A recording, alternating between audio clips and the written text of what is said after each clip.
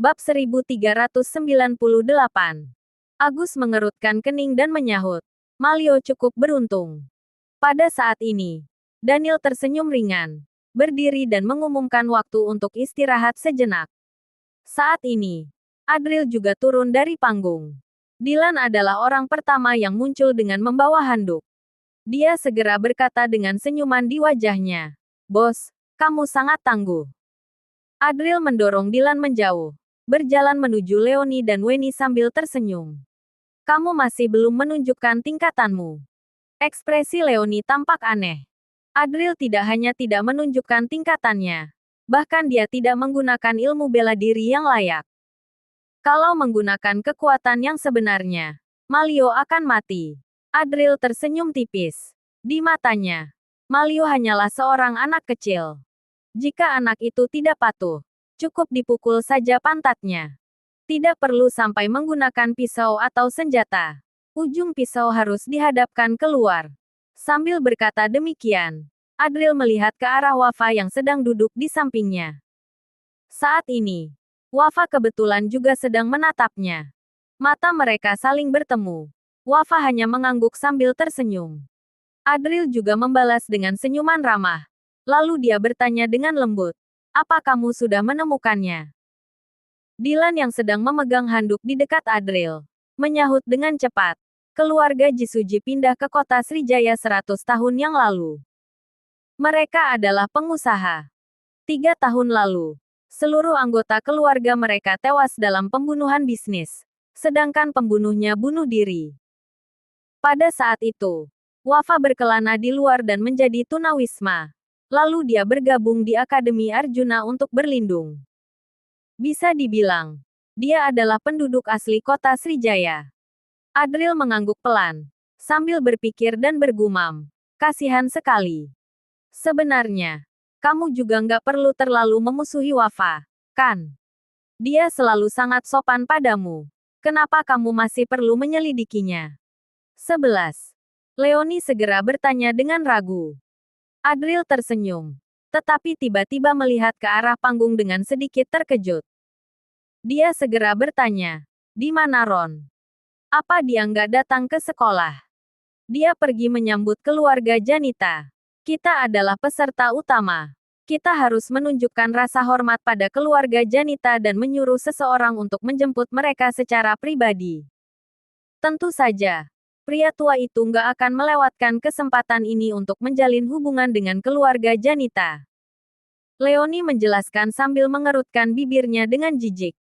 Namun, Adril mengerutkan keningnya.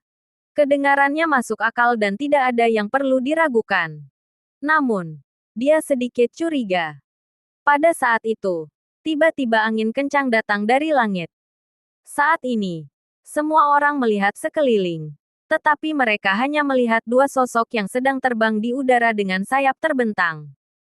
Dengan kekuatan yang kuat, mereka mendarat di panggung dan menahan momentum mereka. Salah satu sosok itu tentu saja adalah Ron yang masih menunjukkan penampilan tegas dan kuno. Sosok lainnya adalah seorang pria parubaya. Dia tampak acak-acakan, seolah baru sadar dari mabuk dan mengulas senyum lebar. Ketika datang, dia memeluk Daniel erat-erat sambil menepuk punggungnya dengan keras dan berkata, "Teman lama, sudah lama kita nggak bertemu.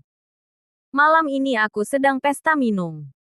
Aku dengar kamu sedang ada perjalanan bisnis di sini. Jadi tanpa berpikir panjang aku langsung datang. Niatku baik sekali, kan?" Saat ini, pria tua itu melihat beberapa wanita cantik yang ada di antara penonton. Tatapan matanya tiba-tiba berbinar. Lalu dia dan Daniel berkata dengan senyuman di wajahnya, "Setelah pertandingan bela diri, apa kita bisa mengadakan kompetisi renang wanita? Aku ingin melihat hasil ajaran dari kalian." Daniel akhirnya muncul dengan susah payah dan menjawab dengan wajah muram, "Pergi." Namun, pria tua itu tidak menunjukkan kekhawatiran sama sekali. Dia memeluk Agus seraya berkata dengan antusias, "Agus, kamu masih tetap tampan seperti dulu. Cuma bekas lukamu jadi lebih banyak. Aku baru saja bertemu dengan Dokter Sakti ahli bedah plastik. Apa kamu mau kukenalkan padanya? Lajang tua juga nggak masalah. Agus tidak menunjukkan ekspresi apapun di wajahnya, seolah ingin keluar dari sini. Semua orang tercengang. Dari mana datangnya orang gila ini? Tidak ada sedikit pun aura tingkat langit yang dia tunjukkan. Jelas sekali. Pria itu hanya seorang bajingan tua. Bukan. Tetua keluarga Janita. Marlon Janita. Pada saat ini, Leoni menggerakkan sudut mulutnya dan berkata kepada Adril. Dulu, dia pernah bertarung dengan Pak Daniel. Konon katanya, dia adalah orang yang tegas dan berani. Sayangnya, Marlon sepertinya mengalami kerusakan otak saat dalam pertarungan besar. Ini bahkan lebih dari sekadar kerusakan otak. Bisa dibilang ini hampir mirip seperti skizofrenia. Saat ini, Daniel menyahut dengan wajah gelap. Leo, kemarilah. Beri salam pada Pak Marlon. Pada saat itu, diiringi dengan tatapan iri semua orang padanya, Adril segera berjalan menuju Daniel. Di bawah tatapan iri semua orang, Adril naik ke atas panggung. Dia adalah murid terbaik di akademi kita. Kali ini, dia yang menjadi juaranya.